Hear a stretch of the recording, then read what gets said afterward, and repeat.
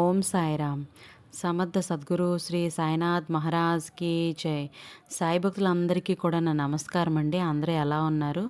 ఆ సాయినాథుని కృపా కటాక్షాల వల్ల మనందరూ బాగుండాలని మనస్ఫూర్తిగా కోరుకుంటున్నాను. ఈ వీడియోని అయితే స్టార్ట్ చేస్తున్నాను. ఇక ఈరోజు వీడియోలో బాబా గారు ఎలాంటి సందేశాన్ని తీసుకొచ్చారో మన బాబా గారి మాటల్లోనే విందాం తల్లి. నువ్వు కోరుకున్న నీ బంధంలో ఈ గొప్ప మార్పుని తీసుకురాబోతున్నాను తల్లి. రేపు ఒక్కరోజు కాస్త ఓపికతో ఉండమ్మా చాలు. రేపు గురువారం కదా, నీ జీవితంలో గురుబలం పెంచి నిన్ను మంచిగా సంతోషంగా ఉండేలాగా నేను చూస్తాను తల్లి. బిడ్డ, నీకు దిక్కుతోచని సమయంలో నీ సమస్యలన్నీ కూడా ఒక్కసారిగా నిన్ను చుట్టుముట్టేసి ఎలా అయితే ఆకాశంలో కారు మబ్బులు కమ్ముకున్నట్లు నిన్ను ఇప్పుడు కష్టాలు సమస్యలు అన్నీ కూడా చుట్టుముట్టేస్తున్నాయి కదా తల్లి. దిగులు పడకు. అలానే ఆకాశంలో ఎలా అయితే మబ్బులు చుట్టుముట్టి అవి అన్నీ కూడా వర్షంలా కిందకి పడిపోయాగా ఆకాశం అనేది మునుపటిలా హాయిగా ఉండగలదు. అలాగే బిడ్డ, నువ్వు కూడా సంతోషంగా హాయిగా ఉండాలి అని అంటే ఖచ్చితంగా నువ్వు ఈరోజు బాబాగారు చెప్పే సందేశాన్ని విను. అలాగే బిడ్డ, నువ్వు కూడా కొన్ని పరీక్షలు ఎదుర్కొన్న వెంటనే నీ సమస్యలన్నీ కూడా నీ నుంచి దూరంగా వెళ్ళిపోతాయి. ఇక నువ్వు హాయిగా ప్రశాంతంగా ఉండొచ్చమ్మా. దిగులు పడకు. వీటి వలన నువ్వేమీ భయపడవలసిన పని లేదు. నువ్వు బాధపడుతున్నావా? అలాంటప్పుడు ఎందుకు చెప్పు? నీకు దిగులు. నీకున్న ఏకైక మార్గం ధైర్యం, నమ్మకం. నీ సాయి తండ్రి అని తెలుసు కదా. నేను మాత్రమే నిన్ను ఆ సమస్యల నుండి బయటపడేయగలను తల్లి. నీకు ఒక గొప్ప అవకాశాన్ని, మార్గాన్ని కూడా నేను చూపిస్తాను. ఒకటి చెప్పనా తల్లి, నీకన్నా కూడా నీ జీవితం గురించి ఎక్కువగా ఆలోచించేది ఏం చేస్తే నువ్వు మంచిగా ఉంటావు, ఏం చేస్తే సంతోషంగా ఉంటావు, ఏం చేస్తే నువ్వు జీవితంలో కన్నీరు పెట్టుకోకుండా ఉంటావు, అవన్నీ చేయటానికి నేను ఎల్లవేళలా కృషి చేస్తూనే ఉన్నానమ్మా. నీ తండ్రిగా నీకన్నా ఎక్కువగా నేనే ఆలోచిస్తున్నాను, ఆశిస్తున్నాను తల్లి. నేను ఎంతో సంతోషంగా ఆలోచించి నీ జీవితం ఎలా ఉంటే సంతోషంగా ఉంటావో అలా ఉండేలా చేస్తాను తల్లి. అలానే మారుస్తాను. నీకు నచ్చినట్లుగా జరుగుతుందమ్మా. కాబట్టి నువ్వు నన్ను ఏమాత్రమూ అర్థం చేసుకోకపోతే ఎలాగ తల్లి? ఎందుకంటే నీకున్న కష్టాలు ఇప్పుడు నిన్ను నిరాశకు గురిచేసి నువ్వు ఇక ఏమీ చేయలేక బాధపడుతున్నావు కదా తల్లి. ఇలాంటి సందర్భంలోనే నా సాయి నన్ను వదిలేశారు అని చెప్పి నా మీద నమ్మకాన్ని కోల్పోతున్నావు. అలాంటి సందర్భంలో కూడా నమ్మకాన్ని కోల్పోతూ కూడా కొన్నిసార్లు నా దగ్గరికి వచ్చి ఈ కష్టాల నుంచి బయటపడేయాలి తండ్రి అని నువ్వు నన్ను అడిగిన వెంటనే నా మనసు అనేది ఎంతో సంతోషిస్తుంది. నా బిడ్డకు మునుపటిలాగా నా మీద నమ్మకం ఉంది అని నాకు ఎంతో గర్వంగా ఉంది. అవును బిడ్డ, కానీ తల్లి, నువ్వు ఒక జీవిత రహస్యం చెబుతాను విను తల్లి. నువ్వు కోరుకున్నట్లే నీకు కొన్నింటిని అందిస్తున్నాను, కానీ ఆ కోరికలో అన్నీ సవ్యంగా ఉండవమ్మా. ఏంటి బాబా, కోరికను తీరుస్తున్నారో అంటున్నారు కదా, మళ్ళీ ఏంటి ఇలా మలుపు పెడుతున్నారు అని అనుకుంటున్నావా? చెబుతాను తల్లి, విను బిడ్డ. ఏదైనా సరే, ఎవరికైనా సరే ఒక కోరిక తీర్చగానే అందులో ఎలాంటి చిక్కు సమస్య ఏమీ లేకపోతే వాళ్ళని ఎవ్వరూ కూడా అదుపులో పెట్టలేరమ్మా. అందుకే ఆ భగవంతుడు అందరూ అడిగినవన్నీ ఇస్తాడు, కానీ ఇచ్చిన దాంట్లోనే కొన్ని సమస్యలను పెడుతూ ఉంటాడు. నువ్వు కోరుకున్న బంధాన్ని నీకు అందించాడు కదా, కానీ అయినా సరే నీ బంధంలో కొద్దిగా ఇబ్బందుల్ని పెడుతూ ఉంటారు. కొన్ని సమస్యలు అనేటివి వస్తూ పోతూ ఉంటాయి కదా. ఇది సహజమే తల్లి. ఇది భగవంతుడు నీకు పెట్టే పరీక్ష. ఈ పరీక్షల్లో నువ్వు నెగ్గగలగాలి. అప్పుడే కదా నువ్వు సంతోషంగా ఉండగలవు. అలా నెగ్గలేకపోతే నువ్వు ఏం చేయగలవు చెప్పు? ఏం సాధించగలవు చెప్పు? కాబట్టి ఆ భగవంతుడు ఇచ్చిన వెంటనే ఇచ్చిన దానితో తృప్తిపడు. కొన్ని సమస్యలు రాగానే ఎందుకు నాకు ఈ కోరికను తీర్చావని మళ్ళీ నువ్వు ఆ భగవంతుని నిందించటం ముమ్మాటికి నీ తప్పు అవుతుంది.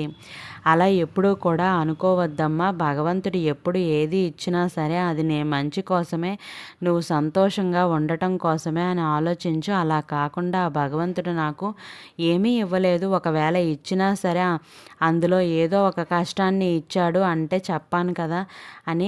అన్నీ సవ్యంగా ఇస్తే ఎవరిని కూడా ఆపలేము. అందుకే కొన్ని సమస్యలు ఒకసారి ఆలోచించి చూడు. అన్నీ సవ్యంగా ఉంటే నిన్నైనా ఆపగలమా? ఆలోచించు, నీకే తెలుస్తుంది. అలాంటప్పుడు ఏ సమస్య లేకుండా ఇస్తే ఎవరికి కూడా ఆ భగవంతునిపై భక్తి ఉండదు. ఎవరూ కూడా భగవంతుని మీద నమ్మకాన్ని పెట్టుకోరమ్మా. కాబట్టి అందుకే కొన్ని సమస్యలు అనేటివి జీవితంలో వస్తూ ఉండాలి. అప్పుడే కదా భగవంతుడిపై అందరికీ నమ్మకం కలుగుతుంది. అసలు జీవితం అంటే ఏంటో కూడా తెలుస్తుంది.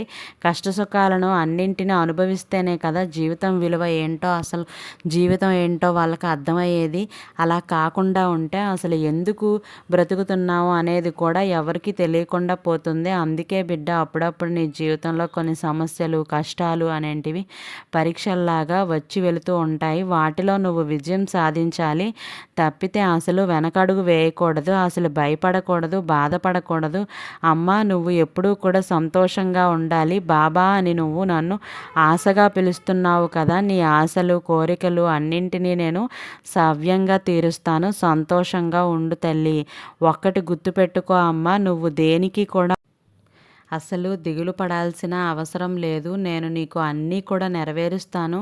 అన్నింటినీ కూడా చక్కబెడతాను కూడా. నేను నీకు ఎన్నో సందేశాలు పంపుతున్నాను కదా, కానీ నువ్వు అవి వింటూ కూడా ఏమాత్రం వాటిని పట్టించుకోవటం లేదు. ఎందుకంటే నువ్వు ఏదైనా కోరిన కోరిక వెంటనే ఆ కోరిక మొహంలోనే ఉండిపోవాలి.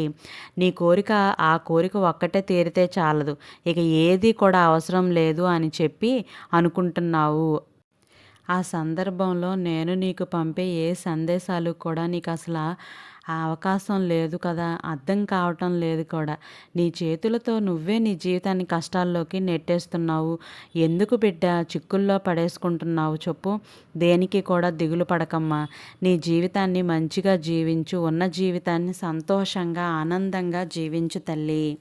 నువ్వు కోరుకున్నట్లుగానే, నువ్వు కోరుకున్న బంధంలో ఒక మార్పు వచ్చేలాగా చేయబోతున్నాను తల్లి.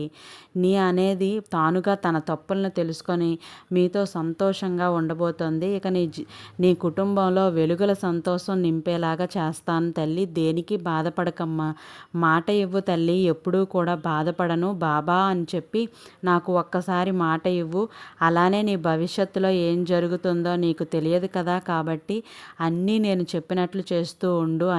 అది ఒక్కటి చేయి చాలు. అంటే నువ్వు ఏదైనా కోరికను కోరినప్పుడు అది ఆలస్యం అయితే నీ కోరిక వలన జీవితంలో జరిగే ప్రతి సూచనలు నేను నీకు తెలియజేస్తానమ్మా. ఆ కోరిక తీరితే నీ జీవితంలో కొన్ని కష్టాలు రావచ్చేమో కదా, అందుకే కాస్త ఆలస్యం అవుతుంది. ఎక్కువ కష్టాలను కొద్దిగా తగ్గించి తక్కువ కష్టాలు ఉండేలానే చూసుకుంటాను తల్లి. ఎప్పుడైనా సరే నీకు ఏదైనా పెద్ద ప్రమాదం నీకు రాబోతుంది అంటే దాన్ని తప్పించాలి అంటే ఏదో ఒక చిన్న ప్రమాదం అలా జరిగి వెళ్ళిపోవాల్సిందే కదా, విధిని మార్చలేమమ్మా. కాకపోతే వచ్చే ప్రమాదాన్ని కాస్త తక్కువగా చేసుకోవచ్చు. అప్పుడే మనం సంతోషంగా జీవించగలం. నీ సాయి మాటలు నీకు అర్థమయ్యాయా? ఇప్పుడు కాకపోయినా సరే ఇంకొక రోజైనా నీకు ఖచ్చితంగా అర్థమవుతాయి. ఎప్పుడూ కూడా నువ్వు ఇప్పుడు కాకపోయినా సరే ఇంకొక రోజైనా సరే ఖచ్చితంగా నీ సాయి నీకు ఏం చెప్తున్నారు, ఎందుకు ఇలా అంటున్నారో అన్నీ నీకు అర్థమవుతాయి. ఇక సంతోషంగా ఉండు. నీ బాబా చెప్పినవన్నీ జాగ్రత్తగా గమనించు. ఒకసారి ఆలోచించావు అని అంటే అన్నీ అర్థమవుతాయి. ఇక ధైర్యంగా ఉండు బిడ్డ. నీ సాయి తండ్రి నీకు తోడుగా ఉండగా ఇక దేనికి కూడా నువ్వు దిగులు పడాల్సిన అవసరం లేదు. ప్రశాంతంగా ఉండు అని బాబా గారితో చెప్తున్నారండి. చూశారు కదండి, బాబాగారు ఈరోజు అందరినీ కూడాను ప్రశాంతంగా, సంతోషంగా, ఆరోగ్యంగా ఉండమనే చెప్తున్నారు. ఈరోజు బాబాగారు పంపించిన ఈ మంచి సందేశం మీ అందరికీ నచ్చిందనే అనుకుంటున్నాను. నచ్చితే ఒక చిన్న లైక్ చేయండి. మరికొందరి సాయి భక్తులకి ఈ వీడియో అనేది షేర్ చేయండి. ఫస్ట్గా మన ఛానల్ని చూసే వాళ్ళు ఎవరైనా ఉన్నట్లయితే సబ్స్క్రైబ్ చేసి సపోర్ట్ చేయండి.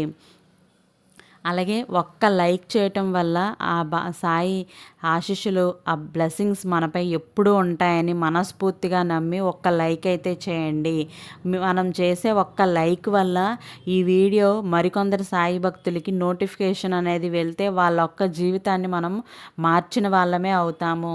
ఈ ఒక్క సందేశం వల్ల వాళ్ళలో ఎంతో కొంత మార్పు అనేది వస్తే బాబాగారు మనకి ఖచ్చితంగా బ్లెస్సింగ్స్ అనేవి ఇస్తారు. వాళ్ళ ఛానల్ని కొత్తగా చూస్తున్న వాళ్ళైతే శ్రద్ధ సబూరి అని కామెంట్ చేయండి. ఓం సాయిరామ్ అని కూడా కామెంట్ చేయండి. రేపటి సాయి వాక్కుతో మళ్ళీ కలుద్దాం. సర్వే జన సుఖినో భవంతు. Thank you for watching.